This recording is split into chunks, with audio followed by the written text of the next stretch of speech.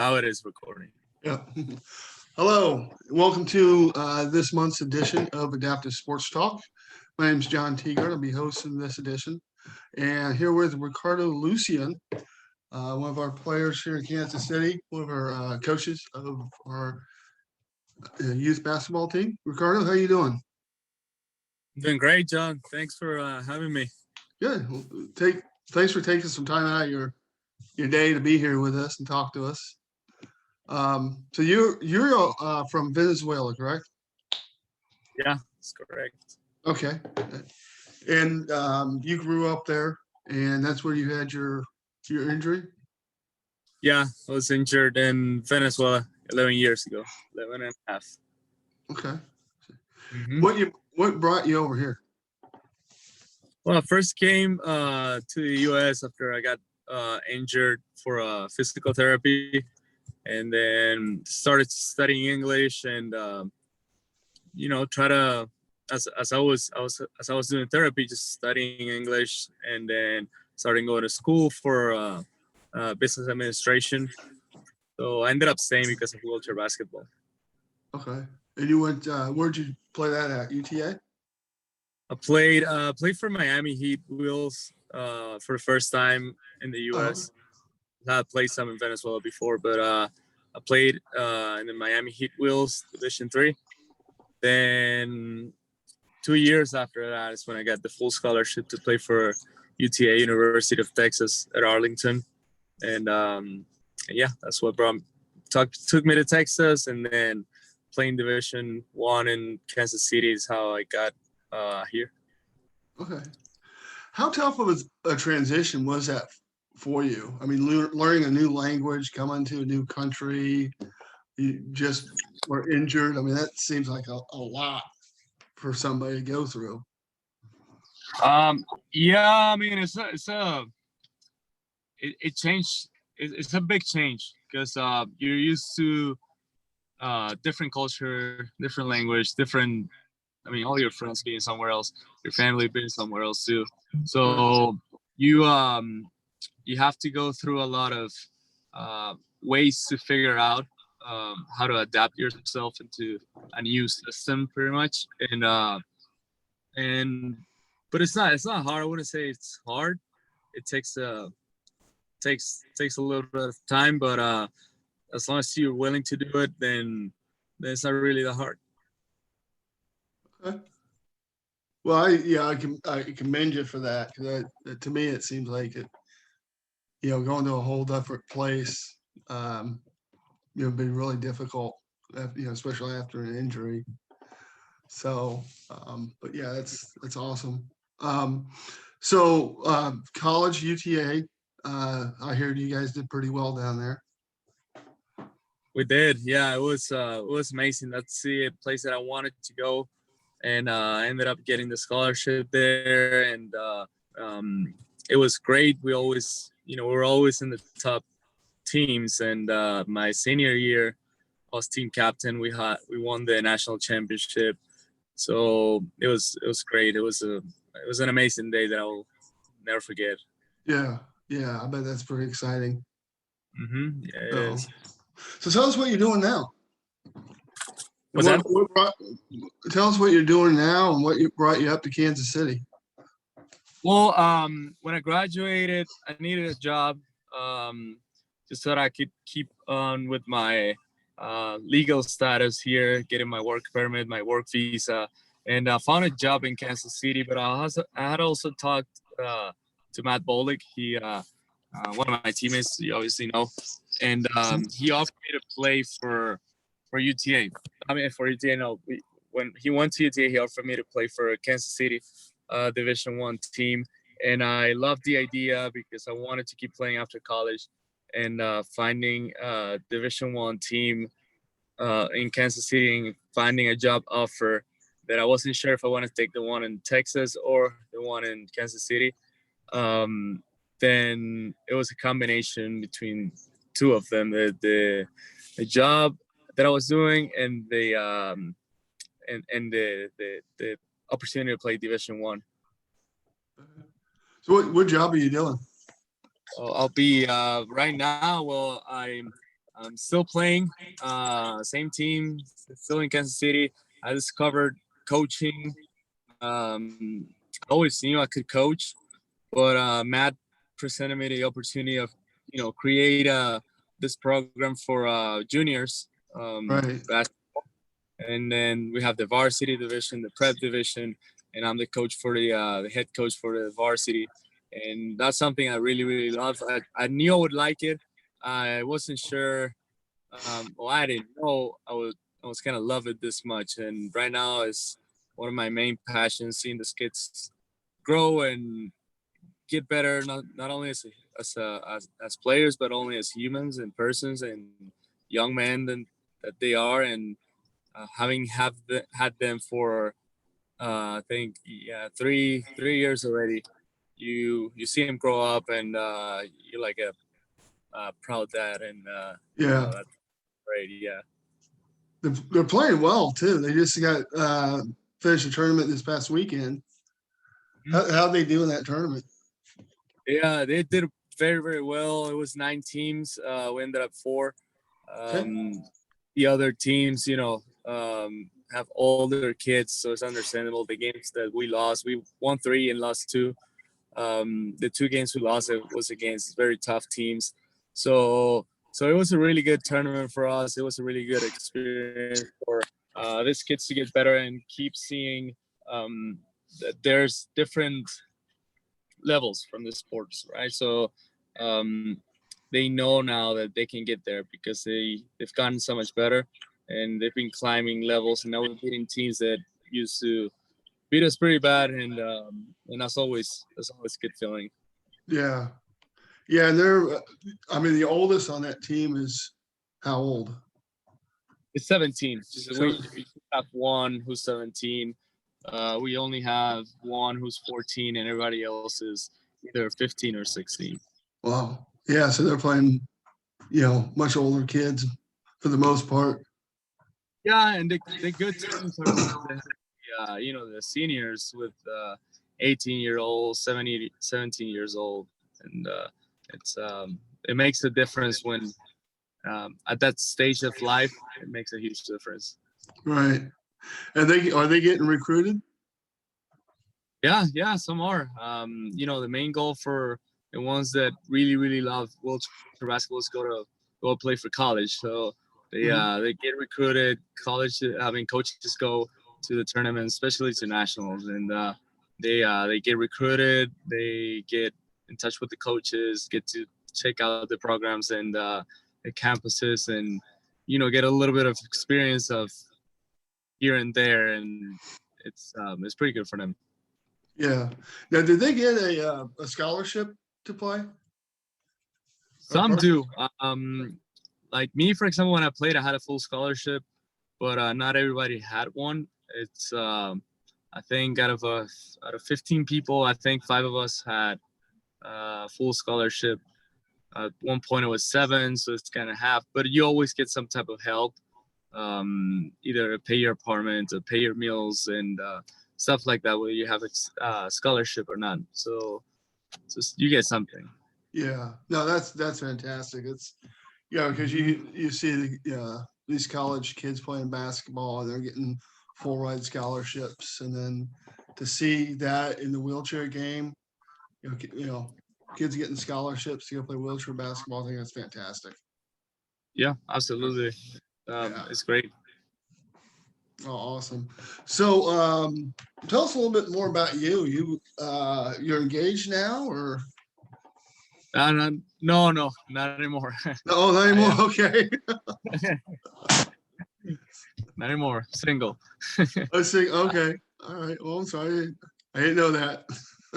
Oh, you could. That happened more than a year ago. Oh, okay. Yeah. No. Me. Well, like you said, I'm from Venezuela. I was born and raised there. Came to the U.S. when I was 20. It was that coming back just for physical therapy. I moved here, I think, when I was 21 or 22. Okay. Right now I'm 31, so been here for about 10 years, and like I said, I played for Miami. I love wheelchair basketball. It's my passion, and I love it Right. more than anything else, pretty much. And after getting that scholarship, having the opportunity to be here, creating a life that I couldn't have, I don't think, any other time, because when I was growing up, I was a baseball player. I played semi-professionally. I played some in the U.S. I played in Venezuela, obviously, and Mhm. I was shot in my back when I was 20, so that's what put me in a wheelchair. I quickly, I never got sad, never got depressed. Just try to face the adversity and make something good out of it, and that's the way. And that's what keeps pushing me right now. I think my main way to find that way to be back to being athletic, competitive was wheelchair basketball. And that's why, and me as a player and as a person, when I play wheelchair basketball, I always take it with a lot of respect and a lot of pride on it, because everything that's meant to me and everything that means to me is just, I always play with passion and full heart. So that's who I am, a competitive person, and I love helping. I love coaching these kids and teach them and bring them the opportunities that I once had, and I still have because of the sport. So if you want me to tell you about me, is sports, all about Yeah. sports. Yeah. Well, what would you say to somebody who's like newly injured? Um, what would you say to them? Because I mean, you said some good things about how you never looked back, and you just kept pushing forward. Yeah, I mean, I look back and I just don't resent it. Um, Mhm. and I think when you look back, you can appreciate stuff that you had, and most people don't have. And now you might not have it anymore, but it's a different stage of your life, and life moves on. And if you don't move on with life, then you're gonna fall behind, right? So, Right. and what I would tell people is obviously that, but also just embrace this new chapter, because you can make something great out of something that's you're set up for a horrible situation, pretty much. And the fact that you can overcome it, it puts you already in the position of greatness. When you're great enough to overcome yourself and an accident, injury, or whatever happened, to put you in a wheelchair, it's you're already successful. So from then on, you can only create great things, and you can only move forward. And I think that's something people struggle seeing it. I don't expect anybody to just jump out of, be put in a wheelchair and be happy and smile. Right. That was my case, but I think that's a weird case. I understand people crying, being depressed, and that's something that I thought. In my case, I was expecting it to happen. It never happened. I was kind of waiting for it. I was a little scared. When am I gonna start feeling this pain? I'm talking about emotionally and mentally, and it just never happened. But I think it's normal. If you're going through it, I understand it, and and that's the way it should be. You just gotta find inner strength to get over it, and take the pain with you for it to become one of your strengths. Yeah. Yeah. It seems like you just kept looking for the next thing. It's like, okay, I'm in a situation. Now I'm gonna get my therapy. Well, now I want to go do this. Now I want to go do that, and it never stopped you. And that's just absolutely fantastic. So, Yep. what other sports have you tried? I've tried pretty much everything. Okay. I play tennis, water skiing, snow skiing. What else? Ultra basketball, obviously. Track.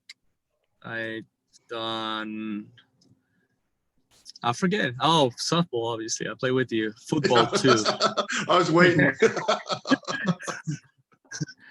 Softball, football. I mean, anything you want to do is. I've done like a track and not only racing, but also the shot put and the everything that involves track and field.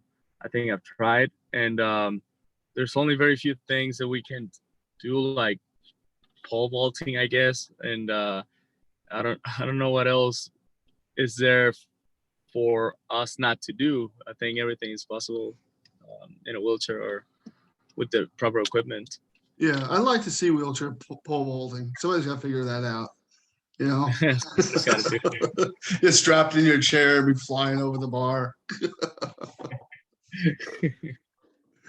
Okay, well that's great. Thanks for being on. You have anything you want to tell everybody? Well, I would add to what I would tell that person who's probably in need for advice or just recently injured. Play sports, because I talked about the mentality and the way you should look at it, your situation.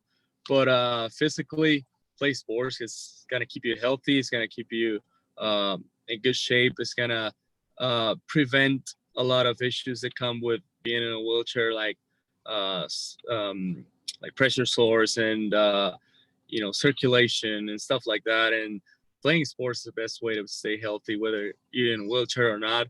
But as a wheelchair user, it's just gonna help you be also so much more independent, and that's something we always value. And I think that's one of the most important things. And for human, as human beings, we want to be independent. We don't like relying on other people or assistance or help. I firmly believe that sports give you all of that. Right, and plus it gives you people that you're playing with who are going through the same things, and That too. you Yeah, learn yeah. from them. And You know, it's that fitting within a new environment doesn't have to be by yourself, and you don't need to create an environment. There's already the sports community, and people that are either are going through the same thing you are, or already went through it. And you find mentors, you have people you can learn from, you have people you can relate with. And whether, because most of my friends are able-bodied, right? I don't have that yeah, stigma that I need to be with wheelchair people to feel normal. But being with people in wheelchairs all the time gave me just more friends, and that's thanks to sports. And that's something that also amplifies your social environment and the way you can relate with people and a new community and be healthy again mentally. Because if you don't have the social component and the interactions, then it's not, you're not being fully healthy. To be fully healthy, you need the physical, the mental, the social, and the spiritual part to be in good shape. yeah, absolutely. Okay, well, Ricardo, thanks for your time. I know you're busy at work and everything, and you're sitting in your car outside work, talking to us. Yeah. But I know your boss, and he's, I think he's okay with all this. Yeah, it's perfect. Yeah, It's not in anyway. right. Okay, so that's it for this month's edition of Adaptive Sports Talk. Please like and share our YouTube channel. We're starting to get some video of our games. So this last weekend we had some games. Those are up on our YouTube channel. So please like and share it. Thanks, and we'll see you all next month. Yep.